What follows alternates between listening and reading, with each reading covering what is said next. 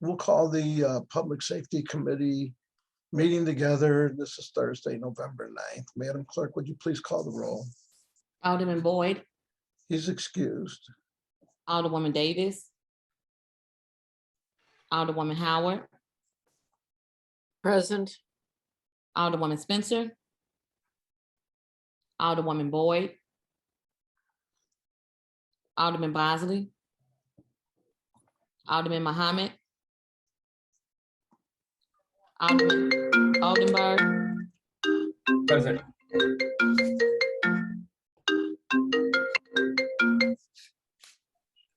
Alderman Narayan, Here. Alderwoman Clark Hubbard, Here. Alderman Page, Present. Chairman Pacoro. Present. 6 present, quorum has not been established. Okay, and when we get a quorum, we'll go back and do the minutes. So, today I'd like to kind of talk about the 911 system, what's going on. I did have a meeting in the mayor's office with Dan Isom and the fire chief. We talked about it. Oh, we do have a quorum now. Do you want to, Madam Clerk, do you want to go back and we'll recall the roll? And we have a quorum. I see Alderwoman Pam Boyd joined us. Sure, I can just add her if you want. Okay, let's just add her. Then let's go ahead and let's approve the minutes from the Thursday, November 16th meeting, as well as the Tuesday, November 30th meetings. So if anybody wants to make a motion to approve both those minutes. So moved. Second. And Madam Clerk, please call the roll. Alderman Boyd, Alderwoman Davis, Alderwoman Howard, Aye. Alderwoman Spencer, Alderwoman Boyd, Aye. Alderman Bosley, Aye. Alderman Muhammad, Alderman Oldenburg, Aye. Alderman Narayan, Aye. Alderwoman Clark Hubbard,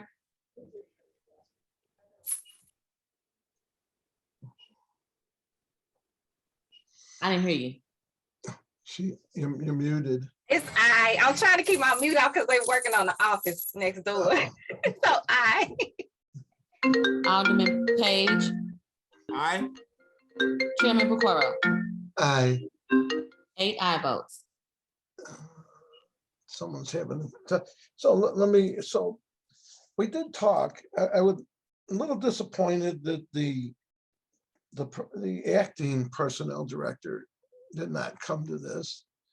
Because I would like to have had her input, and that is disappointing. But I'll give it a week and we may call something even on the holiday.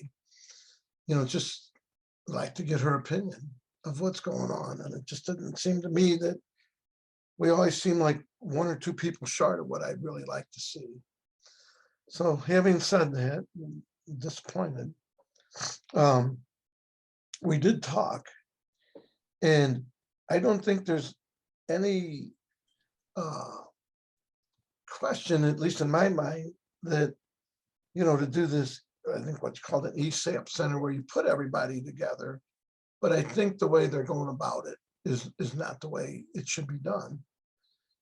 First off, I don't think the facility they're putting everybody in makes sense. And, well, I think what I'll do, let me go this route because I think what I'll do is let the committee ask questions, but Dr. Dan, I think what I'll do is let you explain what the plan is. And then Chief Jenkinson, if you want to chime in on that. So that this way everyone's brought up to the same level where I was at. And, let's see what, and let's just go down the list after that. But Dr. Dan, and you're not on any time, just go ahead and let us know what's going on. Okay. So currently we're down 24 police dispatchers and 10 EMS dispatchers. In terms of fire equipment dispatchers, we have no vacancies. I will suggest the reason why we have no vacancies is because you have a fire equipment dispatcher and you have a senior fire equipment dispatcher. The fire equipment dispatcher makes about $50,000 and the senior fire equipment dispatcher makes about $60,000 a year. So as you might imagine, they are very well paid, so we don't have a lot of turnover. Another issue related to that, which is a part of this plan, and I'll describe the whole plan, but I'm just pointing out some of the issues that we're facing. Part of the problem with the turnover and also acquiring new people is that EMS dispatchers and police dispatchers start at different salaries and have different incumbent salaries. So the EMS dispatchers start at about $33,000 and the police dispatchers start at around 38. So you can see that there is almost a $5,000 difference between the two. That disparity continues to exist with incumbent employees, meaning that EMS dispatchers make much less than police dispatchers. I've stated this many times in the media. The problem is we compete against ourselves. So if a EMS dispatcher really wants to make much more money, all they need to do is resign and move over to the police department to get a pay raise. The classification, whether we merge or not, these classifications are important for retention and stability of our dispatchers. So I just want to point that out because even if we don't merge, this is critical to how we run the city of St. Louis. Well, what we're asking for in our plan is 3 different classifications. And this is not come up with by Dan Isom. This is in consultation with both fire and police, that we would have a public safety dispatcher 1. That classification would be consistent across both police and fire. That public safety dispatcher 1 is an initial call taker. Both fire and police indicate that that is a lower level position, that you don't need as much training to be a call taker or call evaluator. That's when a person calls 911, the first person that answers the phone. The second classification we've asked for is a public safety dispatcher 2. Whether we merge or not, that would be consistent with the police department and the fire department. So they would be on the exact same level. That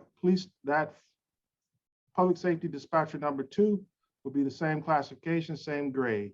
They would, in that classification, be allowed to be a call evaluator and or a EMS or police dispatcher. So that public safety dispatcher 2 would cover all 3 of those positions. Therefore, they could be interchangeable, making the same amount of money. We wouldn't be competing against ourselves. And then the public safety dispatcher 3 is basically the existing fire equipment dispatcher. There's a fire equipment dispatcher and a senior fire equipment dispatcher. So those are the things that we have asked for. And as I said, without a merger or with a merger, those are important to our city, to equalize the pay and then have a career path that people can go through. You can start at 1 and you'll start at a starting position. You can go to 2 and you'll be at mid-level, and then you could go to 3, that equipment fire dispatcher, which would be able to do all 3 of those jobs. Not to say they would do it at one time, but they have the capability because they are higher grade, and they should be able to do lower grade dispatching jobs. So how that helps, we have the flexibility of moving people around because they are like grades, basically doing the same function.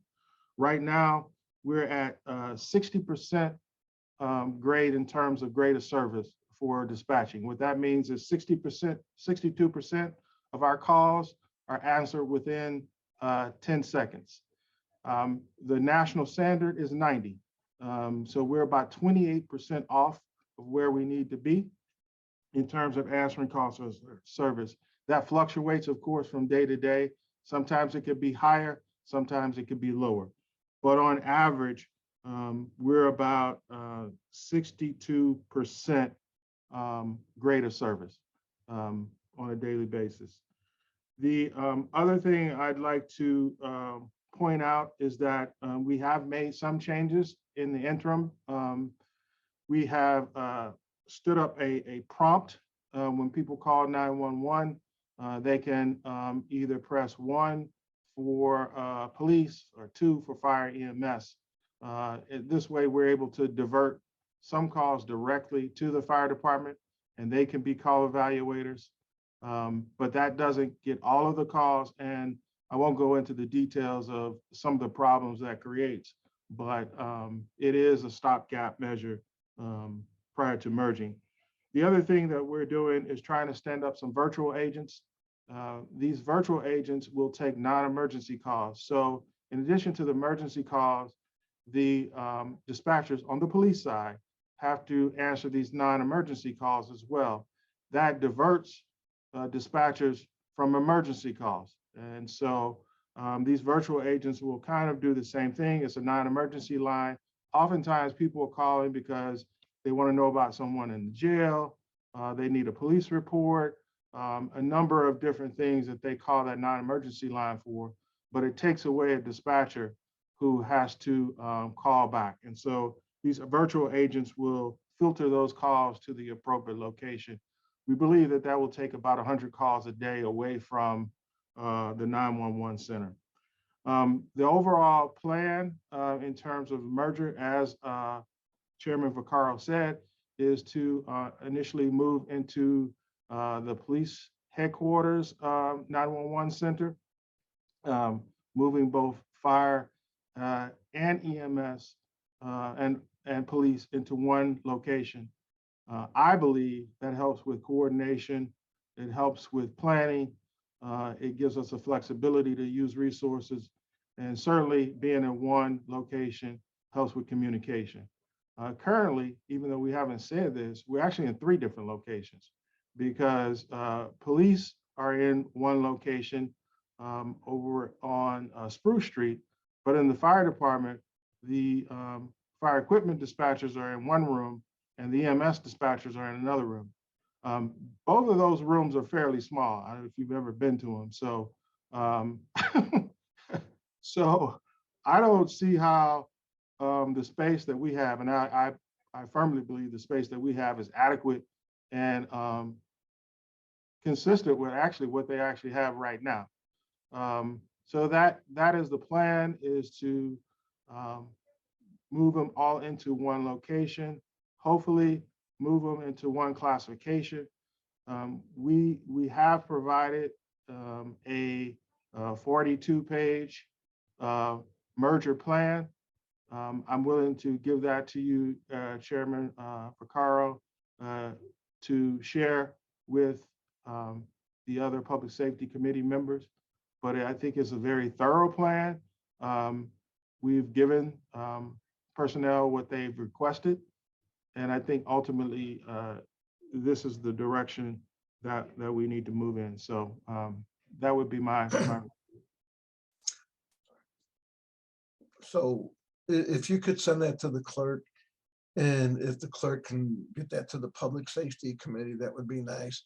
I had just a quick question.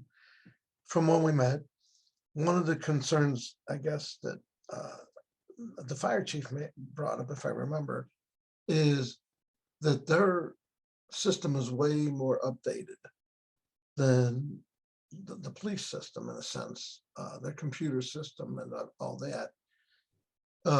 What's the plan there? And I guess either if you or the chief can answer, because there is such a I think the police are using something from like a long time ago. I was gonna say the Stone Ages, but maybe not, maybe a little sooner, but the chiefs, the fire dispatching stuff is a lot more sophisticated. If either you or the chief could answer, how's the plan to move that system over? I mean, is it, you know, Yeah, I'll let the chief talk about it. His is more sophisticated and new, so I'll let him talk about it. thank you. Hey, good morning, everybody. Yep.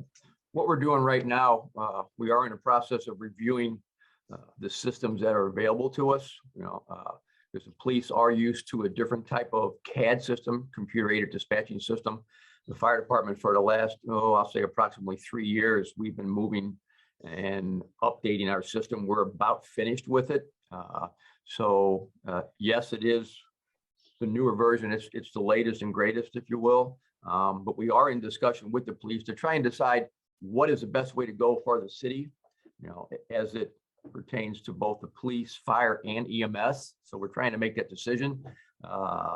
Everybody gets accustomed to a system, if you will. So, you know, no matter which one you go with it, there's going to be a change for somebody. But we are in those discussions. We use a system right now that we updated. We used to use Tritech. Tritech, was with the fire department for approximately 20 years.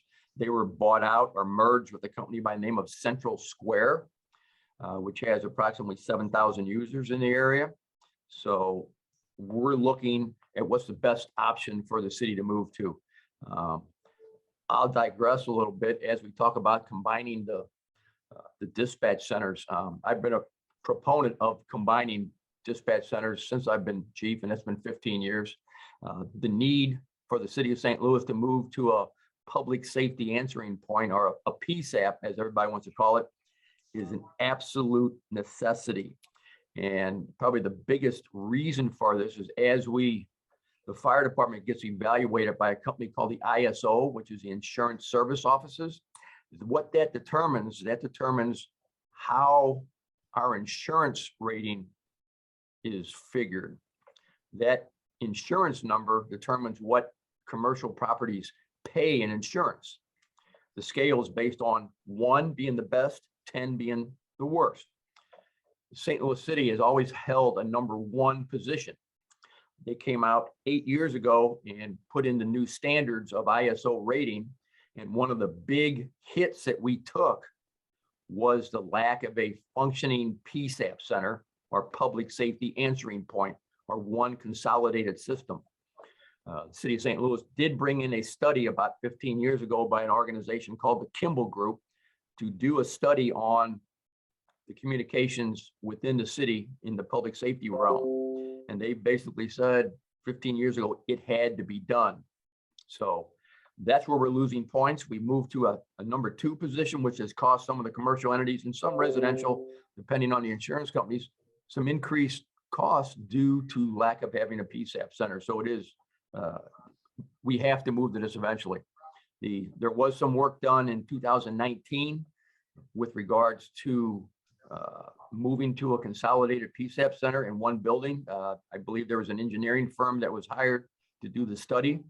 At that time, a decision was made to try and build a center directly behind fire department headquarters. Where that stands right now, I don't know, but I know there was somebody hired and they did start some engineering studies. As Dr. Isom stated, we are having a very difficult time trying to keep dispatchers. One is the pay, and that's probably the biggest part of it. You know, we're about, our dispatchers start at a very low rate. They get 1.5 to 2 years experience with us, and they move to the county where they have twice the pay and about half the work. So yes, it does affect us tremendously. He's also 100% correct with the fact that in our fire dispatch, they're paid at the same rate of firefighters, which was established, I think in 1972 or 3. And he absolutely correct. We pay them well, and they stay around, and they learn their job, and they're very experienced, and it's easy to keep them. We don't have much movement. We don't have much attrition in the fire dispatch positions. The EMS, we have a lot. I've asked for several across the board pay raises for EMS dispatchers, which I have not received. At this time, I am 10 dispatchers short of a group of 20. supplement that with trained firefighters and certified firefighters in EMS dispatch. The EMS side, they have to be certified. They have to have what's called a EMD license, which is an emergency medical dispatcher's license. And they have to have that to dispatch, because not only do they dispatch the ambulances, but they have to remain on the phone with the individual person who called seeking medical attention to try and deliver medical directions on how to assist the person waiting for the ambulance or the fire truck to arrive. So it's an involved position. All of my fire alarm dispatchers are also EMD certified, so they move back and forth. If we need to fill a spot, we'll move somebody over there. So it's, you know, this isn't, it's going to be a very tough movement, if you will. There's probably the biggest part of this is some of the hardware and software that's needed to do this, which we are working on this time. And it's a fairly expensive move as well, because the equipment and the hardware, the software that's needed to do this is very involved. And with some of the supply chain issues, it may take a while. So I'll take any questions that you would like.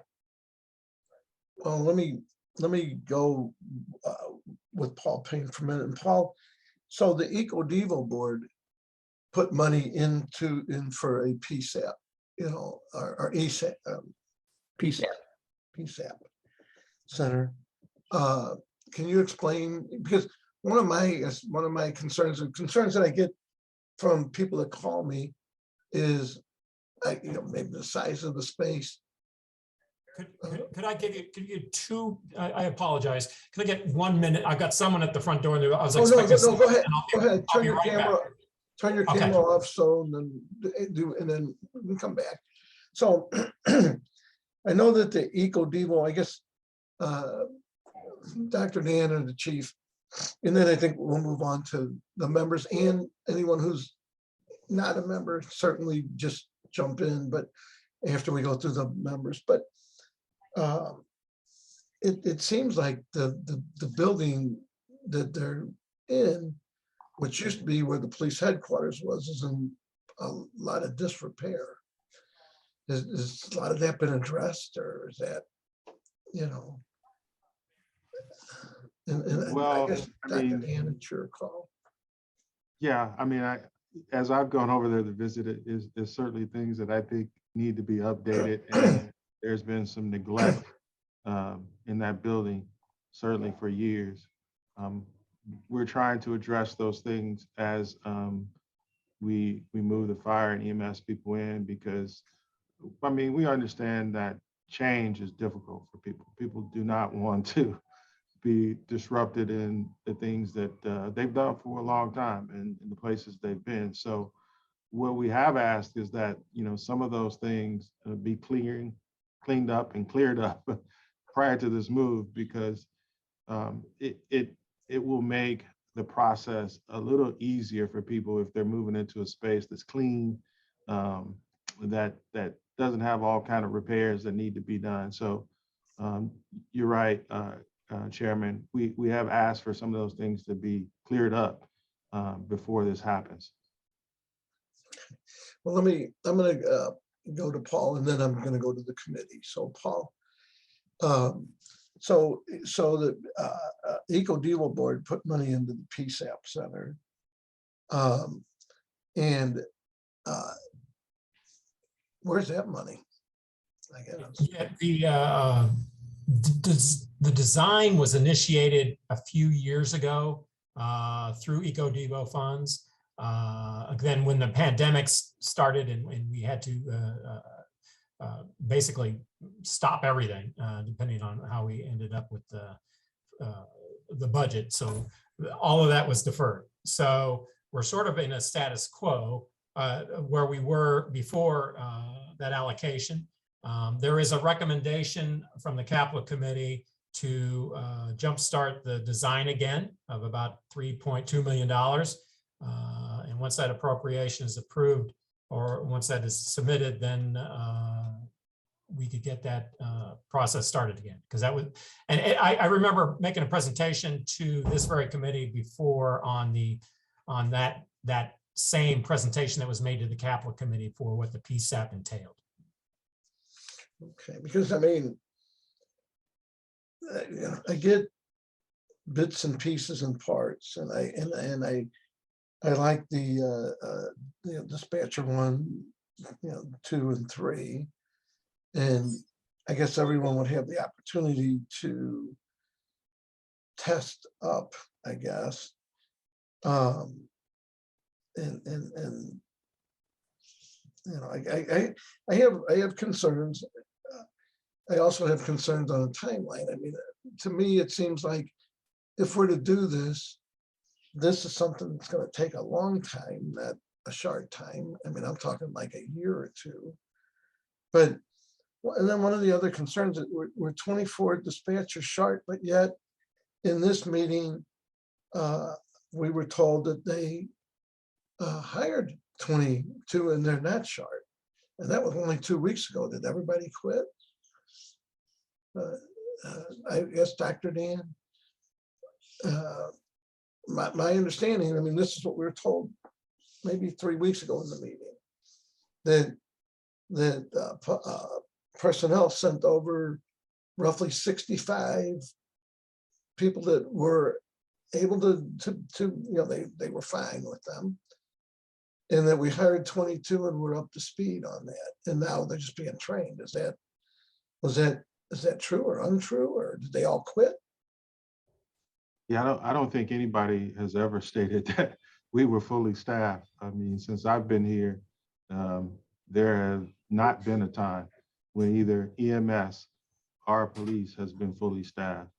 Now, it is true that we have hired several people during that time, but also several people have resigned, left, or retired. An equal, if not greater number than the number we have hired. I would also say, Chairman, certainly there could have been 65 names sent over, but anybody who's done any hiring knows that 65 people may not be 65 qualified people, and they meet the basic requirements, especially for the police department. There are a number of different things that need to happen, and fire department, for them to be qualified after that list is sent over. Not the least of which from the police department is there needs to be a background check. It's not the same background check you go through to be hired. It's a background check that you need to go through with the Missouri Highway Patrol to have access to criminal records. So there are a number of different things. I don't think personnel gives a typing test to dispatchers, but not that you have to be a world-class typer, but as you might imagine, if you can't type at all, then the ability to get calls transferred to the dispatcher very quickly is going to be problematic. So, and then in addition to that, there are a lot of people who are on that list who have found other jobs, who have been on the list for a long time. So when you say you send over 65, out of that 65, there may be 10 or 15 who might be qualified to take the job, if not less.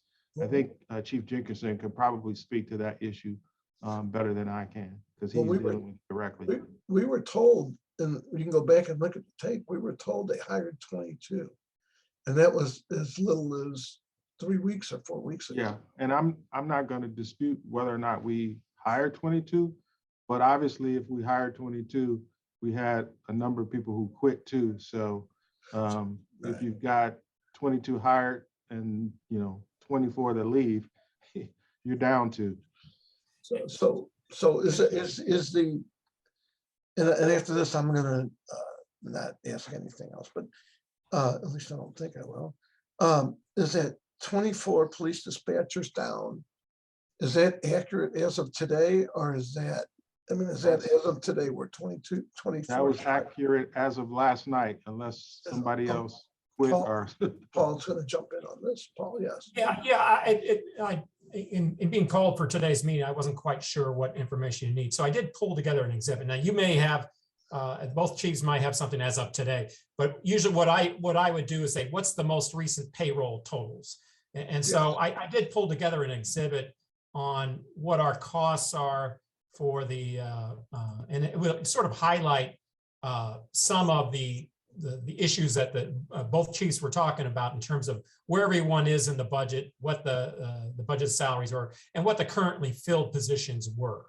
So I've just pulled up on your screen all of that information, basically showing you where all the personnel from the personnel schedules are.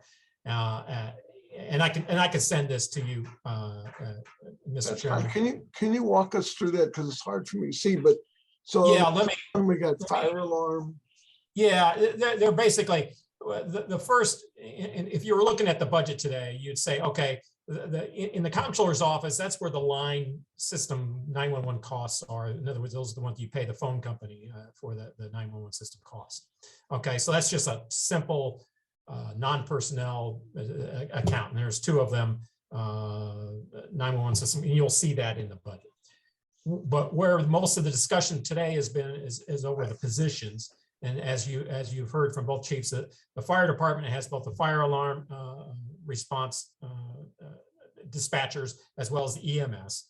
And you can see what the authorized totals were. There are about 35 of those. And then both fire dispatchers as well as EMS dispatchers, and they've had 25 filled. That was as of the most recent payroll, which was the November 24th payroll. So it's pretty recent. It wouldn't be as of yesterday, but it would be with the most recent pay. And so they had 10 vacancies there. That makes sense. And then similarly in the police department, you have the dispatch managers, the supervisors, and dispatchers ones and twos, and you had something like 26 vacancies as of that 24th payroll, or that 24th of November, which is, I believe, the 11th payroll of the fiscal year. 26, they're 26 down actually. Right. Yeah, what I will say is though, but 2 of those are managers. So we're down actually 24 dispatchers, if you can Okay, see. Right. that's Right. still pretty sad, but okay. So, but that all this does is just give you an illustration of where that is in the budget, and you can see what the costs generally are. The overall cost is just over $10 million, $10.2 million. So, and again, I could share that with you, but that sort of illustrates what both the fire chief and police chief have been talking about. I mean, and public safety director have been talking about. Paul, if you would send that to the clerk and Sure. we'll put that out to everyone. Paul, the other thing is we get into this dispatcher 1, 2, and 3 or however. What kind of costs do you just anticipate? Because I would hope everybody would test their way up to be at the highest possible to be able to cover any position. At least I would. And I would assume everybody would want to come into where the fire department, the fire dispatchers are. What kind of a cost do you think? So that would, I mean, it would almost bring everybody up to roughly 50,000 an employee. And I'm not opposing it. I'm just asking it. Yeah. If you have a guess. Yeah, I haven't seen the details of Director Isom's proposal, so to where there seems to be a stratification where there's an entry level dispatch or Right. versus the others, and so you'd have to look and see how that breaks out and what personnel actually, what those classifications finally are, and what that actually means for those that are currently employed. So that requires a bit of a calculation. I don't have that data yet, or I don't know if that's been determined yet.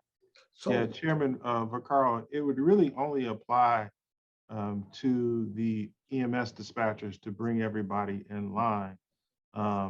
They're actually at the same grade right now, but at different steps. So EMS dispatchers are at a grade 11. The police dispatchers too are at a grade 11, but apparently the police dispatcher twos are at a higher step, so they're making $5,000 to $6,000 more. So I'm not sure, Chief, how many actual total EMS dispatchers we have, but whatever that is, times $6,000 would be the cost. if what we'll do is after the holiday, so let's take a few weeks or so, And that would give Paul a chance to put something together, because I don't know if we would have to reappropriate in the past budget, or if we would, Board Bill 1, or if we would have to look at that in next year's budget. And it'd probably be good for us to know, so we know what, where we're working from. So what I want to do, Alderwoman Boyd, I was going to go down the list, but if you have something you want to add real quick, just go ahead. It's fine. You could go down the list, but Alderwoman Howard have her hand up first, sir. Oh, and Alderwoman Howard, are you there somewhere? Here's what I was going to ask of you anyway. I'm- I have court at 9 Just go o'clock. down the list. I'll hold my question till then. Well, That's, So, we've so- moved on. I'll just wait. Okay. so what I was going to ask of you too, you're actually the next highest in seniority. Okay. I have a 10 o'clock court hearing, which I'm going to try to be in both meetings, but I think what I'm going to do is let you chair this meeting, even as of right now, and I'm just going to listen. And I would ask that even people that are not on the That's committee. the problem because I have a 10 o'clock also. Oh, do you? Okay, well, So we can, well, let's see. Well, let's go down the list and. let's just do what we can do by now, and maybe we won't be here at 10 o'clock. It might be, okay, we'll go down the list. So Alderwoman Howard, you're actually first. That's actually here, so. All right. I guess the question I have is, some of these things, aren't they embedded in the charter of the city? And they will take a vote of the people to change how these systems are run, the EMS and the fire and all of that? Is that correct in my knowledge here, or am I mistaken? I guess that question's for the Dr. Isom. Dr. Dan, you're muted. So some things don't take a change in charter at all. The classification part has nothing, well, it has something to do with the civil service rules, but it's not a charter issue. We make classifications all the time. And really the job of classifications is to make like positions put in the same classification. That is the whole purpose of it. And so what we're saying, and what I think all of our experience in public safety is that these are like positions, and they should be put in the same class. So these are operational decisions. This has really nothing to do with the charter. It's about how efficiently we want to run fire, police, and EMS, and how we want to classify personnel. The technology piece really has nothing to do with the city charter. Putting everybody on the same system is not a charter issue. Even I understand that. Even putting fire and EMS dispatchers in the same room is not a charter issue. Now, there is some sort of opinions around whether or not fire EMS can be rolled into a general PSAP, and whether or not that is a charter issue. The city councilor's office agreed that it wasn't a charter issue. So, we're taking the city councilor's opinion in that regard, Alderwoman Howard. If I can. But I thought there. So what the charter, I mean, I could answer because but the charter says that the fire chief, this was from 1958, and the charter hasn't been changed, that the fire chief is over the system. And even if they put them all together, that does not change. The fire chief is technically over all three, and that's what the charter would have to change, if that makes sense. I just wanted to throw that in, and I'm going to mute myself again. I'm sorry, Alderman Howard. Yeah, and we got the opinion of the city councilor that said that moving dispatch under one PSAP is not, in her opinion, a charter issue. I would also say that there is discussion that the fire chief ultimately has complete control of the fire department. Well, if that is true, then that would mean that I'm not over the fire chief. And so ultimately, the fire department, I think, is run by public safety director. I think that was borne out in cases previously, that the public safety director is in charge of the departments underneath him or her. I would like to ask Chief Jenkerson a question. Okay, come on.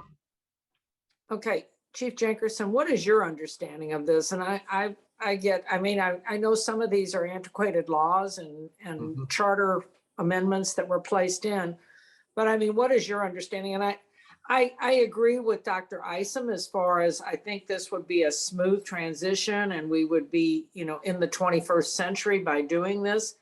But at the same time, we have to respect the parameters of the charter and respect the personnel issues that are involved in this and negotiate a smooth transition. I don't think that we would do the city any favors by just plunking this in and saying, here you go. I think that we do need to consolidate positions and all of the things that Dr. Isom said, but at the same time, I hate to get into a legal wrangle. Yeah. I'd rather be ahead of it than behind it. Yep. As I read and understand the charter, when that was put in place, the St. Louis Fire Department was in charge of all emergency communications, telephone and telegraph. Okay. And the reason that was done is the primary means of calling the police or fire department was from a telephone or from a telegraph box. The telegraph boxes I'm speaking of were the old fire alarm boxes and police telephone boxes that were located on the different corners in the city. Okay, each box had a little number on them. The fire department was responsible for the maintenance, the location, and the updating of that telegraph system. It all came into a building where there was a lot of electronic switches and machinery that was controlled by the fire department. The police department, we didn't have cell phones back then, so the police department was able to go to these cop boxes, open up the door and make a phone call. We provided the maintenance for that switching capability. Okay, that's what is stated in the city charter. It does state that the St. Louis City Fire Chief is in charge of all emergency communications, telephone and telegraph. And I think that's that's exactly what it says. That's the limitation of that. Going to a PSAP, yeah, I think that's one, it's absolutely needed. There's no denying that. The effect of the city charter on this merger, I don't know. You're going to have people complaining on both sides. I still need to have the ability to have control over the fire and EMS dispatchers some way, whether it's over a board or, a group of people, but a big part of my operation starts from the communication aspect as far as how they interface with the fire department, how they interface with the EMS services. I mean, it's my two dispatch centers downstairs, and there are two of them, one's fire, one's EMS, are on different sides of the building. Those become operational posts during a large incident. So yeah, there's still some control that needs to be maintained by the fire chief. But I guess at the same time, when we think about a catastrophic situation, it would be best to have all these under one umbrella, no matter who is in charge of that. Do you both agree on that? Yes. Yeah, and I would also state, Alderwoman Howard, and I agree with what Chief Jenkerson is saying about he needs control, and he certainly will have control. But in reality, he doesn't have control right now. So the reality is that all calls start with the police department. So without the police department, he will never even receive a call. As he's stating, if we merge, then he has even more control over that process, not less, because now he's a part of the actual initial call taking process. Right now, he's not. And as a citizen, I think this is cumbersome. I mean, I've been in a situation where I've had a fire and, you know, you wait and you have to be transferred over. Then, you know, they call the wrong house. And I mean, it was just a big mess. But, and this has been 10 years ago before the crisis we're suffering now. So, you know, whatever we need to do to make this better for our tax-paying citizens, we must do. And I really want to advocate for this. And how it's figured out. I guess my concern when all is said and done, I'd hate to put all this money in and then find out we're held up in court and have a vacant building there and we're still operating with this horse and buggy system we have now. So I just want to make sure we're dotting all our T's, crossing all our I's. And if we can, as I said, get ahead of it at this point, and do things to lay the groundwork, we should do that. If it takes putting it before the voters, I don't think it would be a problem, but we need to do that now, not wait till we have the system and we're putting people in there and we're oopsie. So, because that's happened in this city more than once.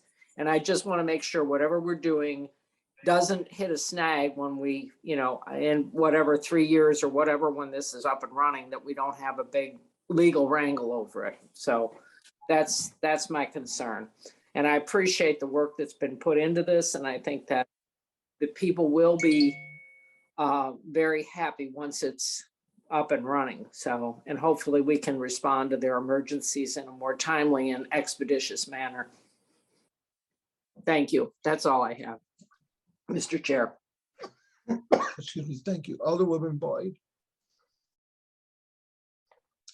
Thank you, Mr. Chair. I was listening to everybody and I agree with Alderwoman Howard. I think we're putting the cart before the horse because we always try to work in a hastily manner to try to get things done. And so I just think we don't think things through. I don't disagree with us combining because they've done in other cities forever. And so we're always behind on what's going on. But I just think we need to make sure that all our ducks are in a row. Alderwoman Howard spoke on how the problem with contacting the fire department was 10 years ago. I can go as far as a week ago because we had somebody and they were burning stuff, pouring gasoline on something. We were trying to get the fire department. We called 911. They said, you need to call the fire department, gave us a number. We couldn't get through. And so that's frustrating for residents. So, you know, in the meantime, we got this person with this fire and the wind blowing. And so now we're subject to people's houses catching on fire. So we need to think it through. And I think both of you gentlemen are really looking at it to say, how is this going to be a win for the city?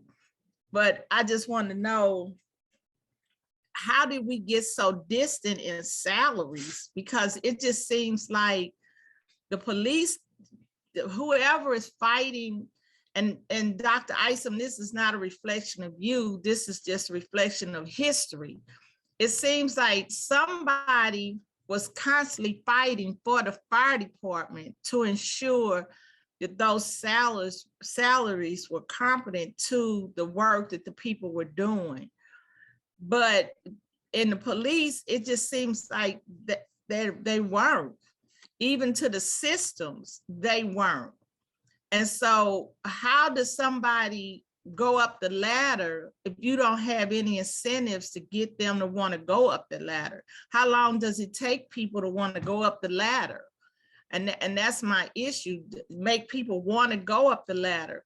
From the fire part, people will go up the ladder. I'm assuming it'll take, you know, a year or whatever for them to be promoted or tested and stuff. But from the police, is it a ladder, you know, it's a part where it shows how people can go up the ladder, an incentive to get people to move up. So that's my question. I don't see the level initiatives for police and fire. I don't see that. So what I'm hearing is we're saying bring them together, but they won't have the level, you know, they won't be on the same level. So how are we looking at that to get these people on the same level? And that means that the police are gonna have to come up to be level with the fire department. Am I thinking wrong or? Yeah, so there are actually a number of different levels, and it is quite confusing, partly because the classifications are so different. But as it exists today, actually the fire, we'll start with police. Police come in at a higher salary and have a higher salary than EMS dispatchers. So really, as it exists today, the police are doing a lot better than the fire EMS dispatchers. Now, the fire equipment dispatchers, as the chief said, are much higher than both. And we retain those positions because they are paid anywhere from $50,000 to $70,000 a year to be fire equipment dispatchers. So as I said, what we're proposing is that we do have these levels that you could go through in terms of a career path when they're combined. The second thing I will say is, you know, and I hear it that, you know, people continue to say we are rushing through this process, but this process started really kind of day one that I came in with the administration in April, and we've been working on it from April to December. So that's almost 8 months that we have been meeting on a regular basis, putting plans together, organizing, trying to get the technology right. So this has not been ready, aim, fire. Just, you know, look at it 1 month and jump into the next month.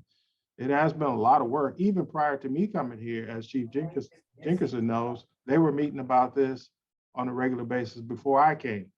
So this is almost, and I will even say back to when I was chief, this was being discussed. So this is almost a 20-year discussion that we have had. Now, I do agree, Alderwoman Howard and Boyd, that, you know, sort of this issue of whether or not it's a charter issue is different for different people. But even if we take out the merger, just moving fire and police into the same dispatch center, even without merging the personnel, is beneficial. And that's going to be our first step. So that has nothing to do with the charter. With police and fire dispatchers still being under the same command, but in the same building, working together. Okay, and so how much did the study cost? If this been 20 years we've been doing the study, or 20 years we've been talking about it? It's been about 20 years we've been talking about it. I think we've done a number of different studies, as the budget director talked about in terms of PSAP. When I was here as chief, there was discussion about moving it over on Market, as they were renovating that facility to put the combined PSAP over there. But that never came to be. And now we're talking about an actual new physical building, which we're all in support of. But I just want to say that there has been a lot of long-term planning around this. And it hasn't been something that we've just, you know, sort of thrown together very quickly. Okay, thank you, Dr. Dan. And I guess my last question is, because I just keep hearing the difference in the pay for the dispatchers. So it seems like somebody's losing, somebody's not. I mean, both of them are doing high stressful jobs, the dispatchers, fire and police. But it just seems like the police aren't accommodated as the fire department is. So is that a personnel, is that Paul Payne, where we need to talk about how to, like I said, bring them up to level playing field, or how are we doing that? Chief, do you want to chime in on that? Well, as it was said before, we do not lose fire equipment dispatchers because they are tied to the salaries of the current firefighters and captains. That's how their salary is based. So every year they get a raise based on negotiations with either the police union or fire union, what is accepted and approved by the Department of Personnel. So they have maintained equal salaries with fire and police. In other words, they have parity, which was an issue that was decided back in the late 70s. So that's why the fire alarm equipment dispatchers have maintained their salary, one, and that's why we don't lose them, because we pay them well. The EMS dispatchers, as the director of public safety has said, are the lowest paid. They being the personnel department, gave a one-time pay raise to the police dispatchers in effort to try and to boost their numbers. At that time, when that was decided, the EMS dispatchers did not get that raise. That's why they are the lowest paid. So I'm 10 short right now, and there's a lot. Once we get them trained, they leave. They go to other dispatch centers and provide assistance. They apply for the police department and go there. So the pay disparity has been a great big issue, and it keeps getting bigger, and it affects us every day. It's like, as you said, it is a very high stress job, and it requires focus. But then again, to do that job, we have to pay them the correct salary to keep them in that position. So it's until we increase the salary of EMS dispatchers, I'm not going to be able to fill these positions, because there's too many other regions and too many other entities that are hiring dispatchers just like we are, trying to find them. And if you can sign with the St. Louis City EMS dispatchers and start at about $34,000 a year, or you can go out to East Central and start out at $44,000 a year with half the work, I think you're going to move out to East Central or the county dispatch centers. That's just the way it is. Until we make a decision to pay the people correctly, we're not going to be able to hire. Okay, thanks both of you all. I know that's why Dr. Dan doesn't have any hair, because I know this is stressful. I get it. So, and it looks like, Chief, you're receding. So I apologize for the stress you all are dealing with, but let's keep working on it. Thank you all both. Thank you. Alderman Bosley. Thank you, Mr. Chairman. I just got I guess a few questions. The last months prior to Director Franks resigning, we had a lot of conversations and meetings here with the mayor's office, and there was generally a lot of people who I believe that were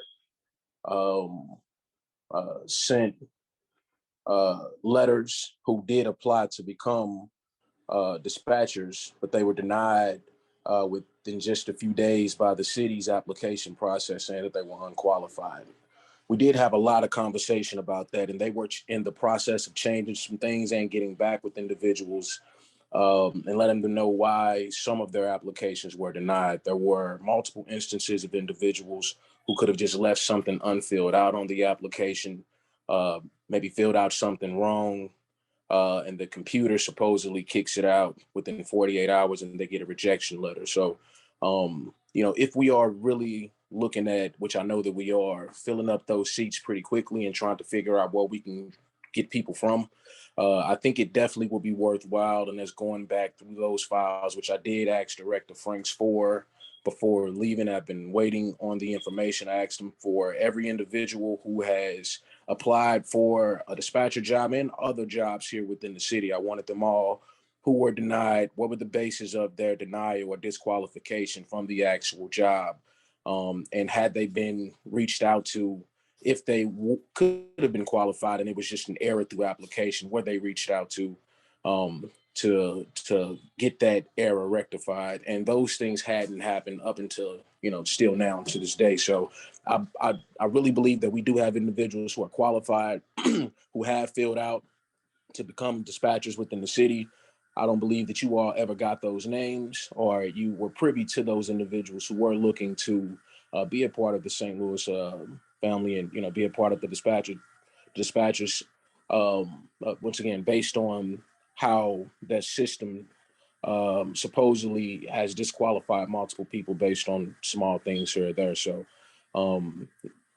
that's something that I like us to do as we move forward.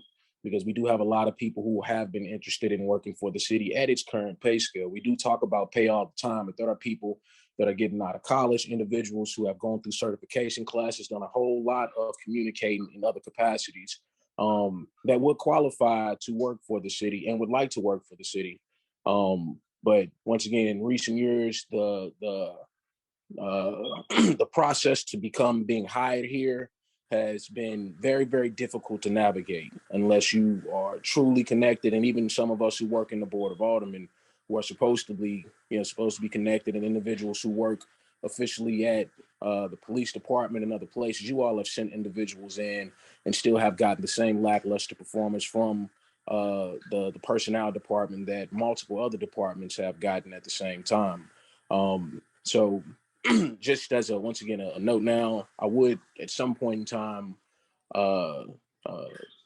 when we get the new person in place, I get the interim director of personnel, but whoever's going to be the actual director, I would say, once again, we ask them as an ask to go back through those individuals who were disqualified, see how many applicants we actually have. Because, out of 50, 60, 70 people, no way everybody's disqualified and doesn't qualify. And they're only sending you individuals whom they can certify. And you never really get to look at that list and see who it is who's made very, very small mistakes, or you believe after interviewing could qualify, even if they don't have a background heavily in communication. Some people know how to communicate very well, and those things are shown through interviews. A lot of these folks didn't even get a chance to interview with the city even after being qualified. So those things, once again, has come out in the personnel, through these personnel meetings here with the mayor's office and with the previous director and some of his staff members, and definitely would be worthwhile looking into. I know you all are working very hard and trying to figure out how to get more people interested, but some people want to do the job because they know how important the job is. Pay is always important. It's extremely important to get paid for what it is that you do, the amount of stress that comes with it at the same time. But some officers, I've talked to plenty of them, you all know some of them, they don't go into the police department because of the pay. They appreciate being able to be paid for doing something that they love. They like to protect people. Their family members were police officers and firefighters and workers who worked in the emergency services department. And that is what some of our lives are dedicated to, is helping other people. That's what helps us feel comfortable at the middle of the night, being able to go to sleep in a peaceful place, even though the job can sometimes stress you out. The reason that you do it is not always monetary. So, with that, even if we do merge departments, no matter what we do, we still have to figure out how to make our workers here in the city feel appreciated for the job that they do every day. And, kind of not at the times where we're so desperate for workers, we're then trying to give them everything and every incentive needed to try to retain them and get them to add some more friends to the pot. I think if they are the advocates because they work at the job and they go out and tell their friends, hey, you need to come work with us. This is our work environment. This is what it looks like. Then it takes that load off of all of us trying to figure out where we get people from, because the people who work in those capacities are already out telling the individuals whom they congregate with that this is this is the best place to work. This is one of the reasons. You may get paid $5,000 extra in the county, but you won't get this. The type of family that we have here, the type of environment that you work in, so we can look at some other things aside from just pay, because that sometimes can take a long time. And how do we incentivize individuals working for the city, especially working in emergency capacities where, it's a very, very high stressful job, to incentivize them while we work on creating a more competitive salary for them. These are some incentivizations. Maybe take a little bit off of what if they pay in real estate tax or property taxes per year. Give them a break in, something that doesn't require, of course, a charter change. But, if we're looking at investing in the city and taking hundreds of millions of dollars over the next few years and investing them in certain places, it'd be best for us to invest in people at the same time and utilize those dollars also to, once again, create some type of structure while we get this pay scale together once again, that can incentivize our employees to, feel appreciated here in the city while they work. So once again, I appreciate you all. Definitely appreciate the work that you do. Most of the questions have been answered. I don't really have many questions, but the comment, of we, should definitely look into those people who have been disqualified. Thank you. The exact address is a little bit difficult to ascertain sometimes because it's not marked. So I need to follow up with them on that. I can circle back with Travis. John, But my understanding from the photos I got, John Mohammed, are everything's you been here corrected by yet? 1611 Hadley Street. I'm sorry. Then we'll go to Alderman Tom Oldenburg, and I'm sorry, I'm two things at the same time. So. Yeah, I don't have anything, Chairman. Thank you. Okay. Alderman Brett Narayan. Thank you, Chairman Vaccaro. Excuse me. Just want to start off by thanking both Director Isom and Chief Jenkerson for taking some time to be with us again on this issue. I want to also just share some of the concerns that Alderwoman Howard brought up regarding the charter issue. I would just hate to see us make moves on this only to find out that it's something that should have gone to the voters first. Dr. Isom, you indicated that you had something from the city councilor, a legal opinion from the city councilor on that issue. Yes, Alderman, we did get a city councilor's opinion at the direction of the previous director of personnel. Okay, whenever you get the chance, if you could send that to the people on this committee, I think that could be really helpful for the discussion moving forward as well. And then I'm curious if either in either police, fire, or EMS dispatching, are there any rules or regulations that would prevent a dispatcher, an actual person working the job, from coming in and discussing their concerns about any of this with us? You want me to answer that, Director? Yeah. I don't think there'd be any, as far as I know, there's no issue there. They're a member of the city of St. Louis, employed by the city of St. Louis. No, I think you could, it's probably best to get, all sides, EMS, police, and fire. They all have Absolutely. different views. They all do different jobs. They all have different opinions of what they do. So no, I'd have no objection to that whatsoever.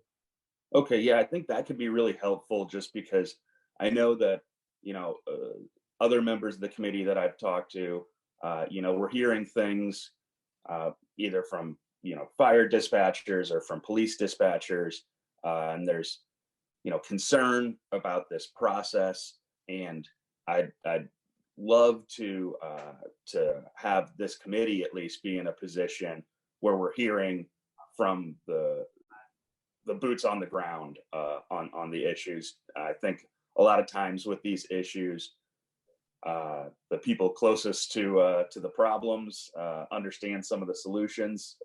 For me, I'm looking at it kind of a 30,000 foot view, and I just want to make sure that we're getting this correct, because this is a really, really important thing for everyone here in the city.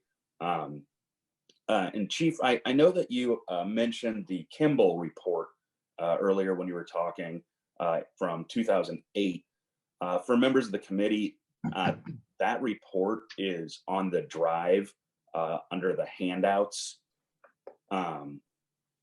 folder.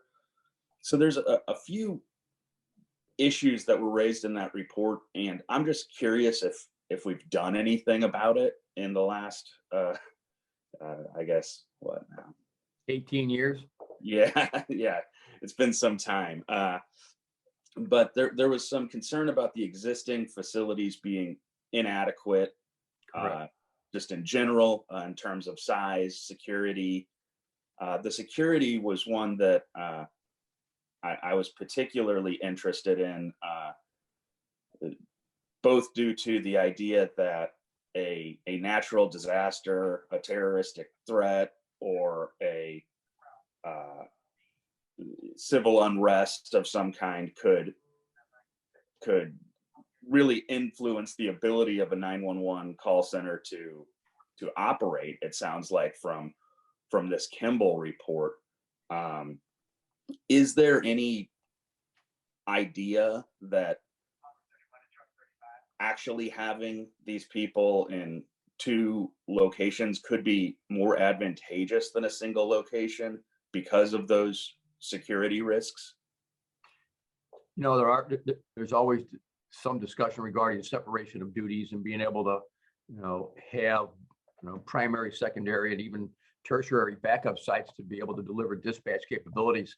The St. Louis City Fire Department, we do have a primary, which is headquarters. We do have a backup, which is our EMS division over on Hampton and Watson, and that's our backup site, as well as the police department. They have a primary and they also have a backup site. So there were some of the recommendations that were afforded by the Kimball Act that we did act on. As far as security of the facility at the fire department's end, yes, we did put up bollards. We did gate the facility as was required. We do have some shortcomings too. Both of our dispatch centers have windows. The fire department's windows do face the Jefferson Avenue. The EMS dispatch is on the backside, which is on the parking lot, which is a little more secure. But then it also spoke to the buildings itself.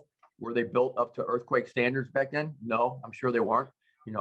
Do we have backup electricity and generators? Yes, we have 2 backup generators for this site. So if one generator fails, we do have another backed up, if you will, to provide electrical resource and keep this building in operation. So quite a few of the suggestions were followed, and we did update in the past 18 years. The ability to bring in extra communications lines. The fire department headquarters did bring in additional lines within the last 2 years. So we are redundant as far as if one communication line goes down. We also have microwave that we can back it up with. So yeah, quite a few of the recommendations were followed. The one big one that hasn't been followed yet was the Kimball's report when it says that these operations do need to be merged into a PSAP style center. I think part of it also says that if you're looking for a location, it kind of needs to be out of the downtown hub. You need to look at a residential style, kind of a quiet area. So we did look for those style buildings, and several buildings were recommended to the prior administration and even the administration before that, on what we thought would have been suitable sites to do this. So it's quite a few of the recommendations were looked at. Several were followed, but there's still quite a few to go. So that's why the director and the fire chief and the police chief, we've been looking at these things. And you talk about talking to some of the dispatchers, and as the director said, change is never good to anybody who's very comfortable in their position. And I understand that, but we're trying to do this in a way where we're trying to make them more comfortable. But it's the early stages of what we're doing. There's always, and we try to eliminate all the rumors that are floating around. But we're moving as fast as we can with the means that are needed to do this. And this is not an inexpensive process. It takes time. It takes a lot of know-how to move all this technology into one building. It's not a matter of just throwing one switch, sitting on in a new chair, and you're ready to go. It takes time. Sure. No, I appreciate that, certainly. Another thing that was brought up in the report that just I was curious about something that you had said. The building, it says, is not ADA compliant, and the elevator is frequently disabled. Of course, that's from 2008. I don't know if that elevator is still frequently disabled. But you had mentioned that you're making up for a short staff with firefighters who are cross-trained. And my understanding from previous conversations is that those firefighters are cross-trained, and then they fill in on the 911 system when they're injured. So are they going to be able to then get into that building and get into the desk that they need to be in if they're injured and the elevator doesn't work and they're on the 3rd floor? I can't really speak to the elevator operations because that elevator speaks to the police dispatch center. The fire department dispatch center, we don't have an elevator. We're a two-story building, but we don't have any operations on the second floor that concern dispatch whatsoever. So, and I don't know. I'm sure that elevator's been updated as the city has progressed and fixed the different things that need to be fixed. And I'll let the director speak to that. Well, if we can't fix elevators around here, we're in bad shape. But last time I was over there, I got on the elevator and rolled up to the third floor. So I don't know. I don't know where that even comes from. Okay, yeah, it was just in the report here, so I'm only asking from the report. I don't I don't have familiarity with the buildings. So then another thing that was brought up that I know we touched on the last time, and I'm just curious if there's been any headway on it.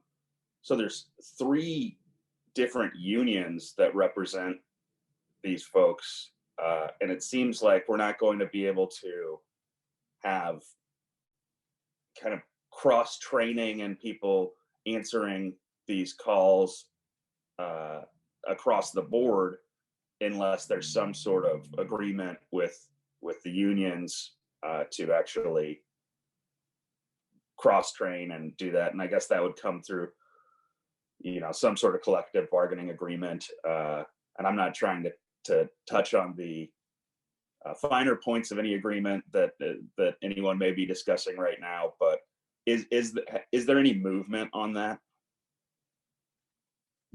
Well, I'll go back to this, Alderman. To do the classifications the way we're asking really doesn't require anything other than, changing the classifications, because it's really about, job descriptions and grades. So I don't know that really requires any. I mean, it probably would be good to talk to the unions about that, but that's not something that requires that much in terms of discussion.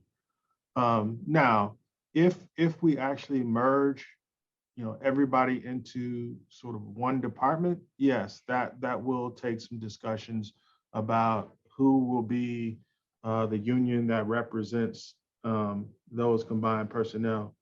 But we're not even at that point.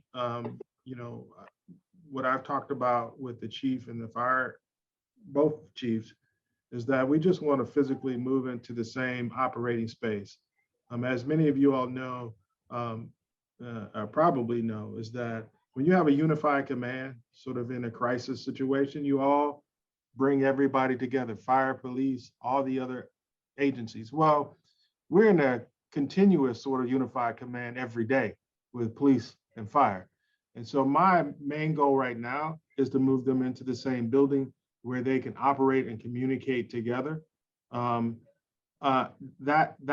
That means that they will still be with the same unions and same structure, but unified in their operations.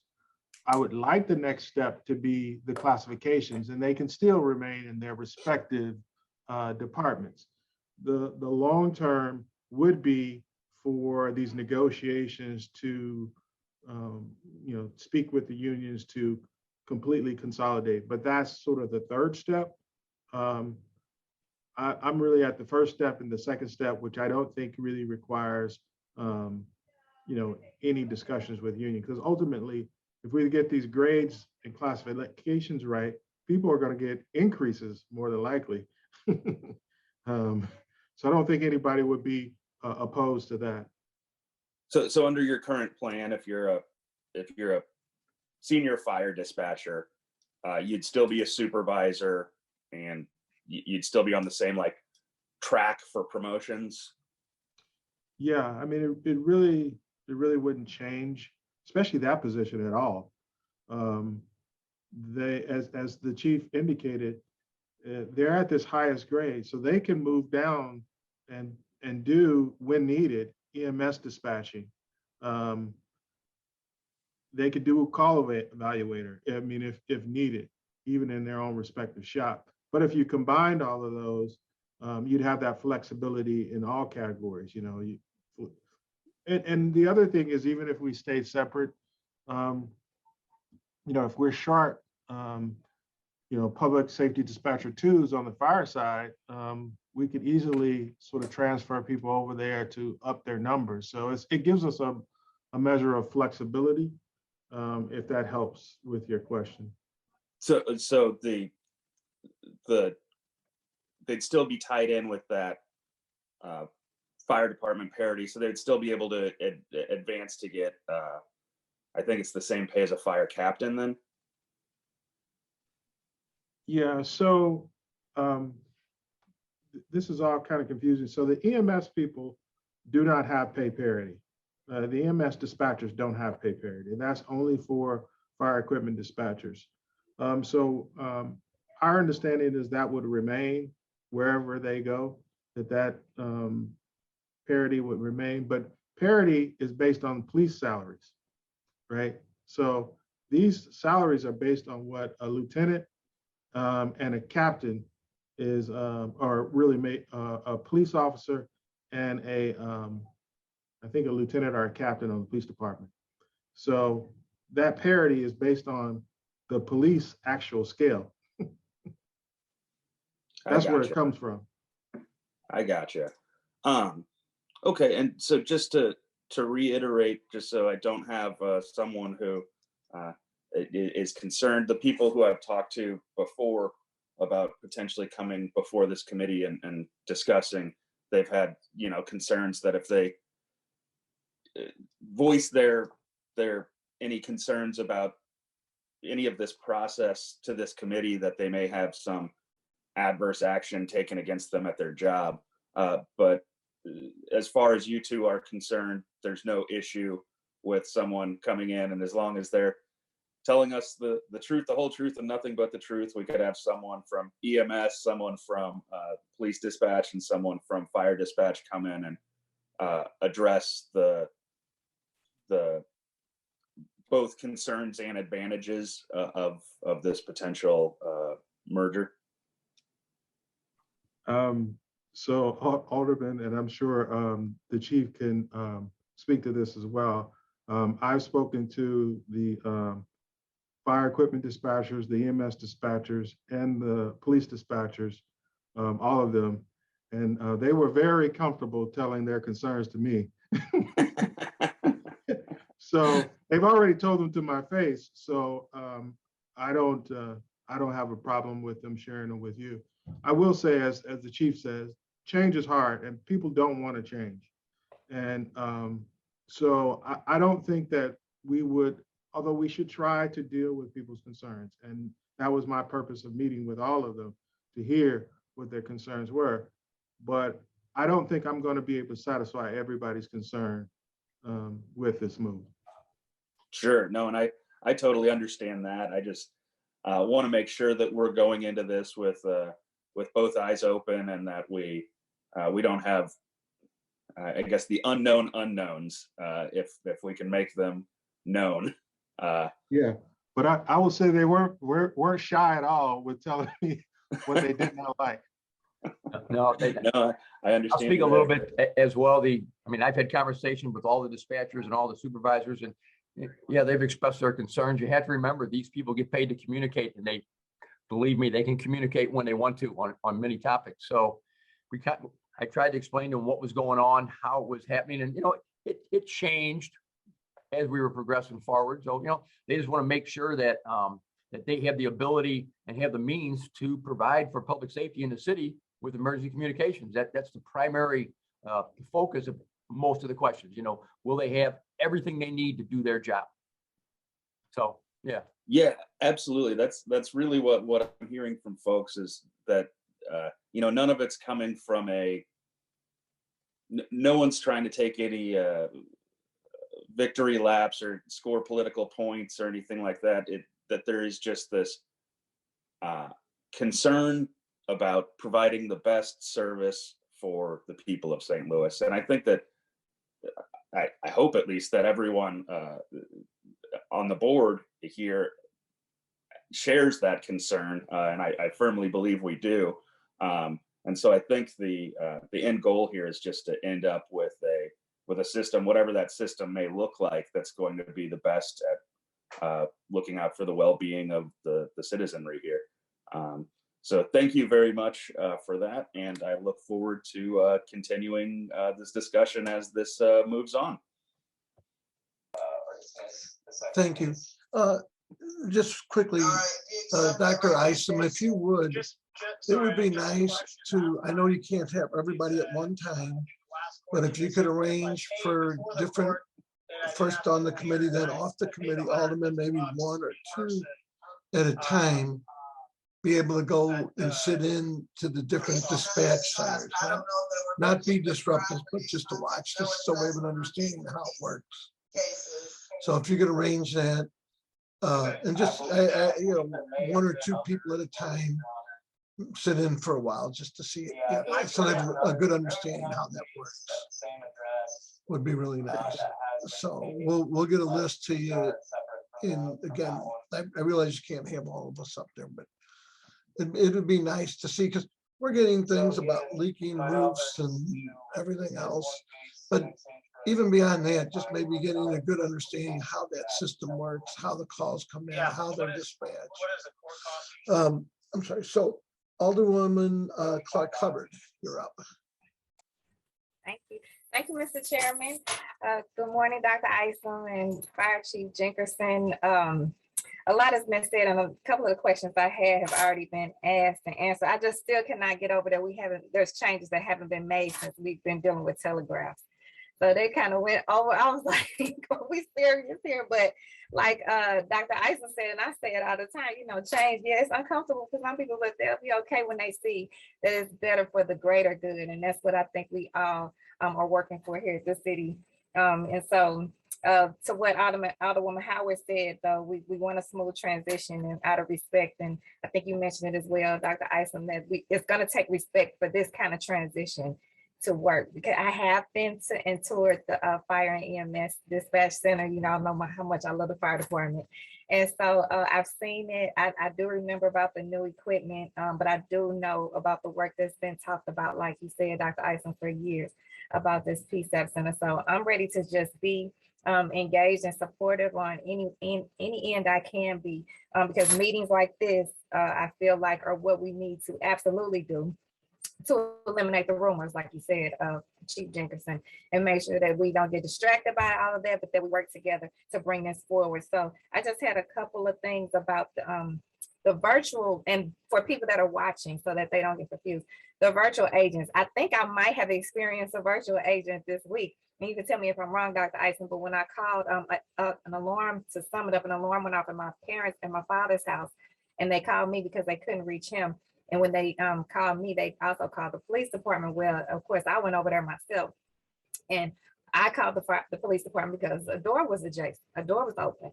And so in waiting for the police department, they said they were on their way. My cousin called because I was over there by myself, and he came over there with me. Well, we were like, let's just go in there. And so when we went in there and discovered that it was okay, I called the police department back so as not to try to, waste you all's time. But I got a prompt. So, and it said, press 2 if you had solved the problem.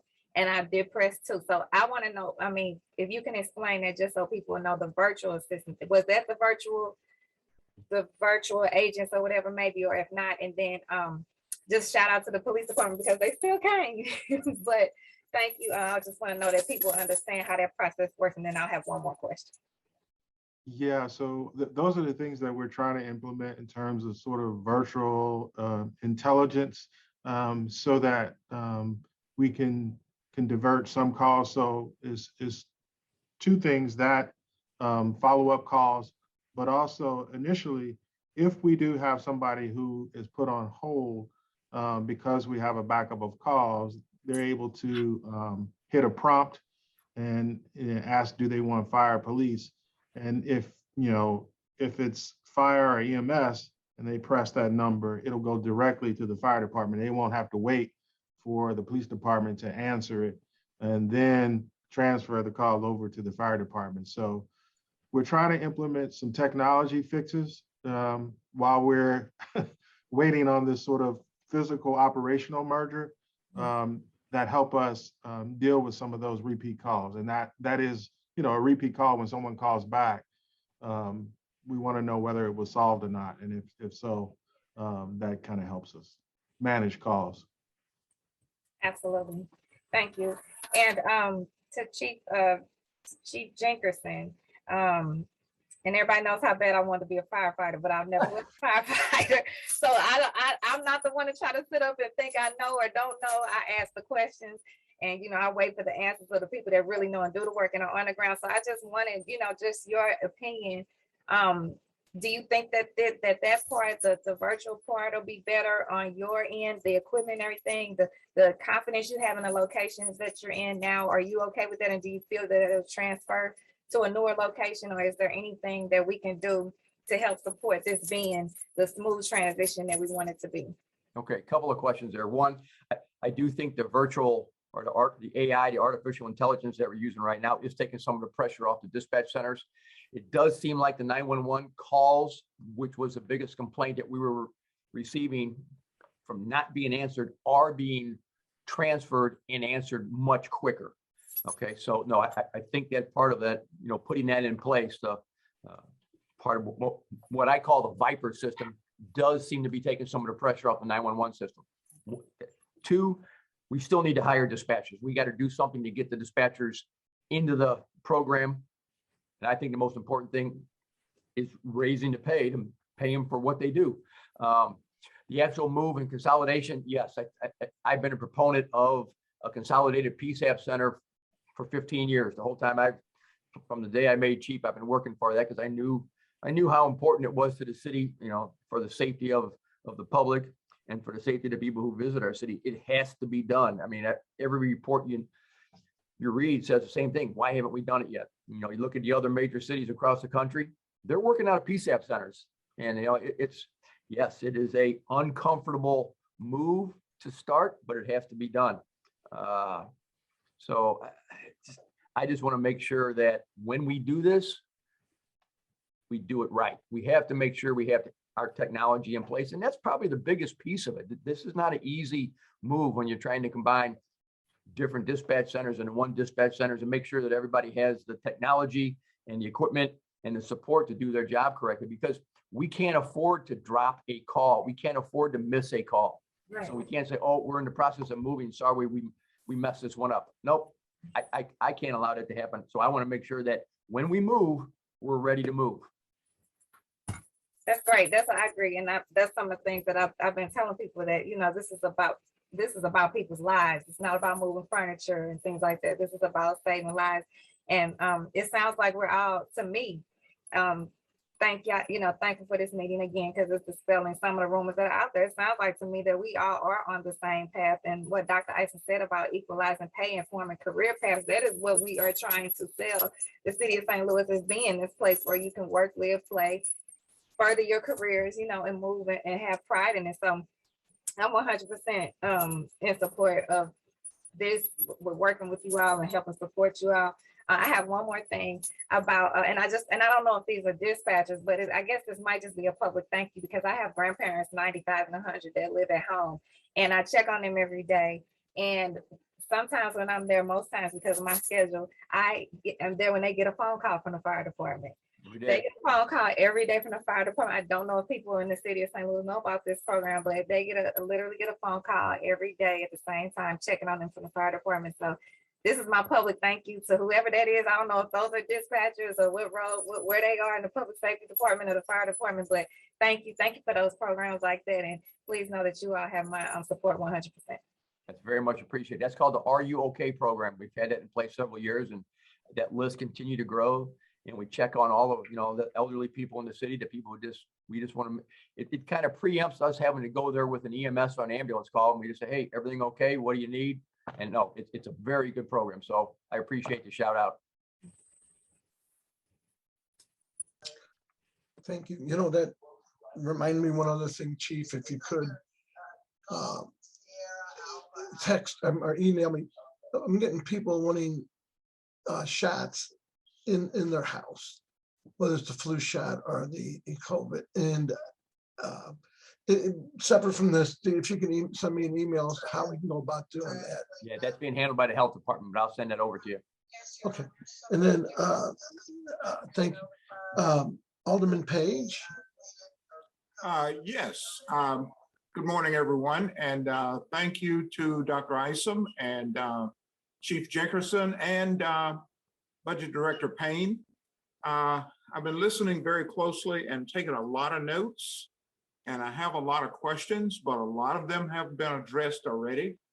So there's one thing I kind of want to drill down on that really jumped out at me. Dr. Isom, if my note is correct, you indicated that 60% or 62% rather of emergency calls are answered within 10 seconds with a goal of 90%.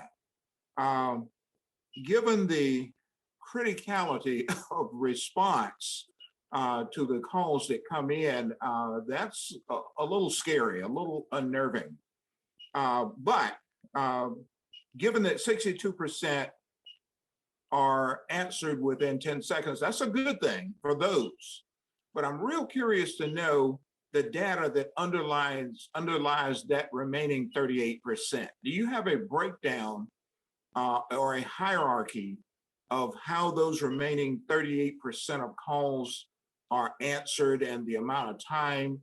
And what brings me to this is we all get the anecdotal stories on Nextdoor and Facebook and other social media platforms on, the horror stories. Well, I don't, how long people had to wait. Well, I try not to drill down on those, but I think those are important. Do you have data that you can share with this committee on that remaining 38% that falls outside of the 10 seconds?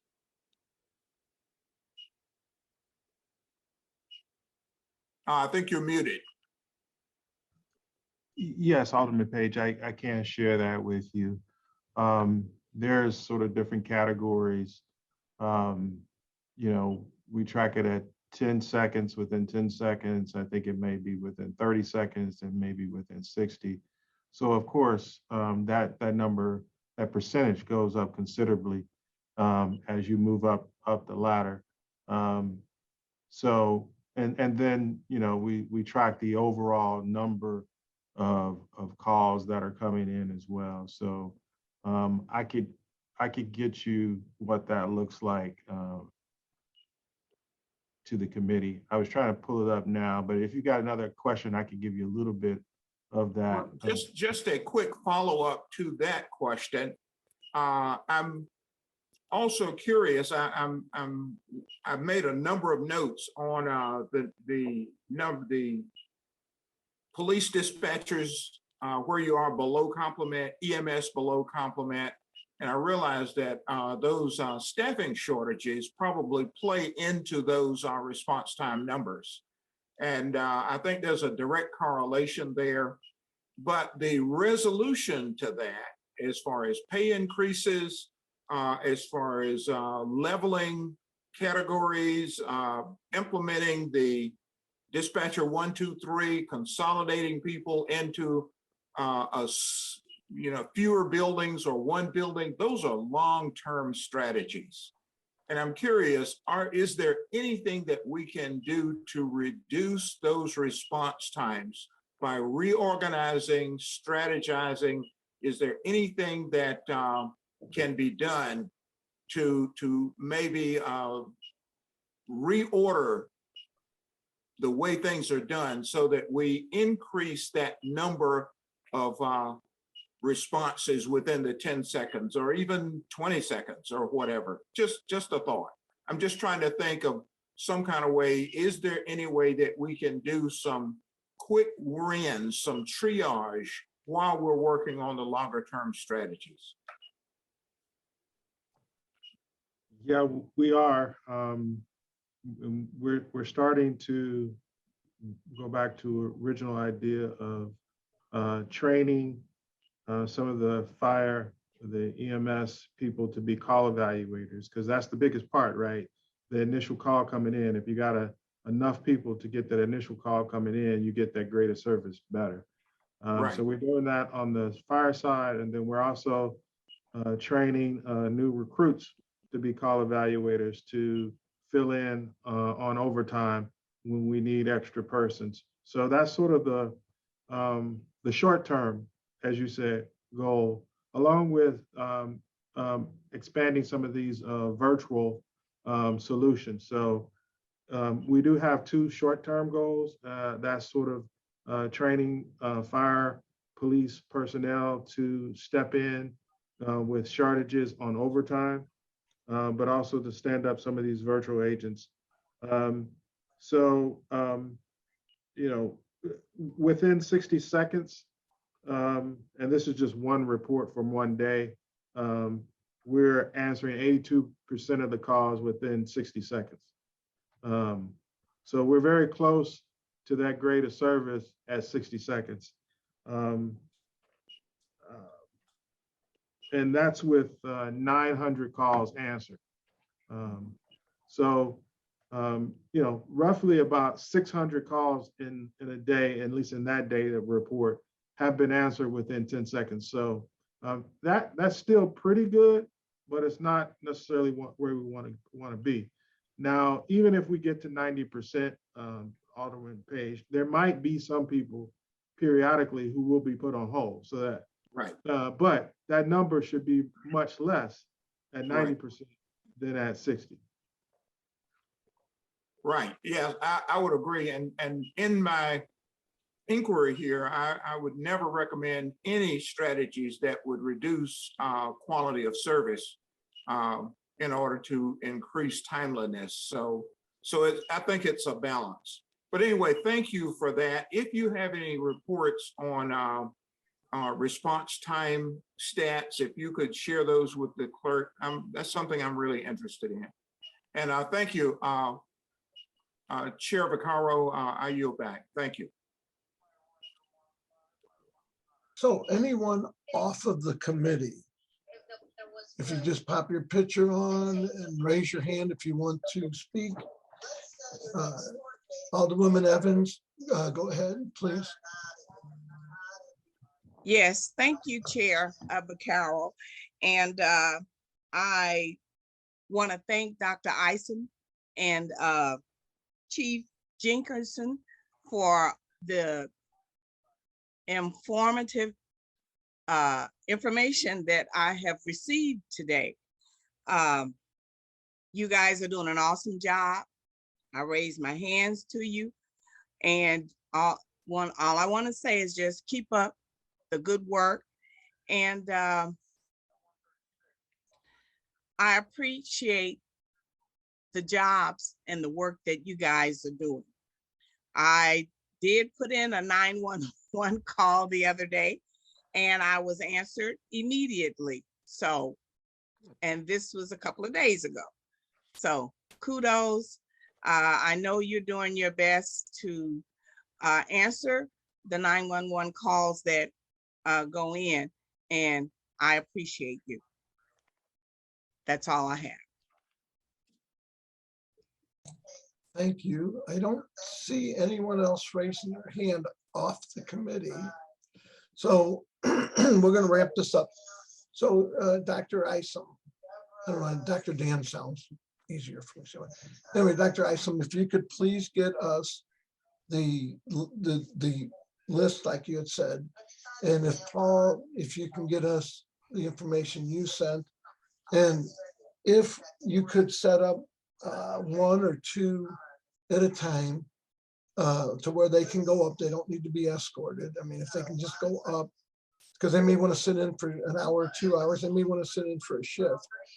Not be disruptive, not just mostly observe. I wouldn't even mind doing that. I was able to do that once when Ron Henderson was the chief.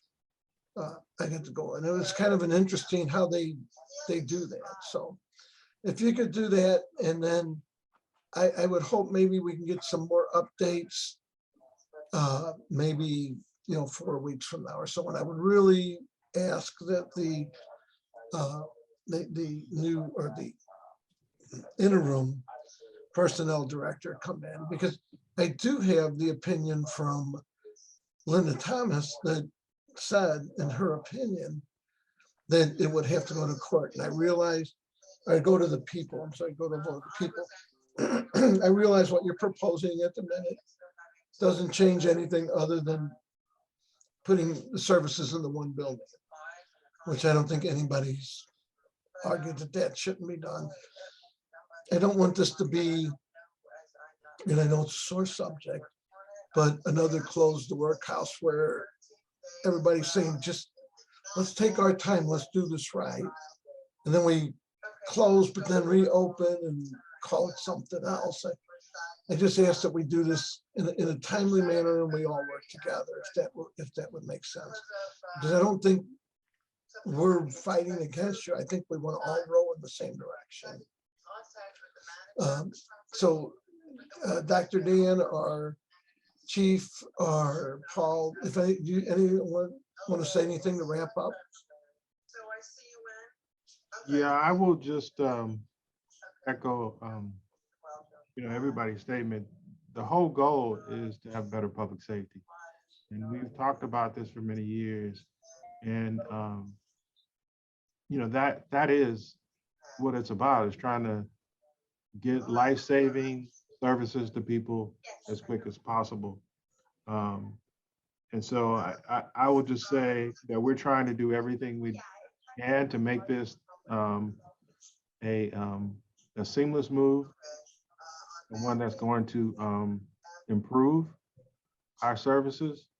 But that doesn't mean there might be stumbling blocks. Anytime you merge two organizations, it may not be perfect at first, but we're moving towards trying to deal with any things that we think would be stumbling blocks ahead of time. And I will also say, and I talked to both chiefs about this, and Chief has mentioned it, that we will not close down the fire department site until we're absolutely comfortable that we can dispatch from the new location. And the plan is to continue to have the fire department site